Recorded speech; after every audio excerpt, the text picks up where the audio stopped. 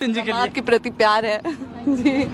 और क्या बोलूं, दामाद के प्रति प्यार है बस पापा। जैसे कि आप लोग सुने, स्वयं ही ज्योतिष सिंह कह रही कि हाँ, अगर वो तो प्यार है पापा का अपने दामाद के प्रति। लेकिन मैं आप सभी को बता दूं, ज्योतिष सिंह है काराकाट के चुनाव को लेकर के पवन सिंह का इस कदर सपोर्ट कर रही हैं, इस कदर इनका बोलबाला चला रही हैं कि भाई साहब इस बार तो पवन सिंह निकलेंगे। ऐसा ये ज्योतिष सिंह खुद ही, भाई ज्योतिष सिंह के फादर यानी पिता का तबीयत खराब रहता है, फिर भी वो अपने दामाद के लिए निकलते हैं और लोगों से भाई साहब मिलते हैं, जुलते हैं, रिक्वेस्ट करते हैं कि हाँ उनको ही जिताइएगा।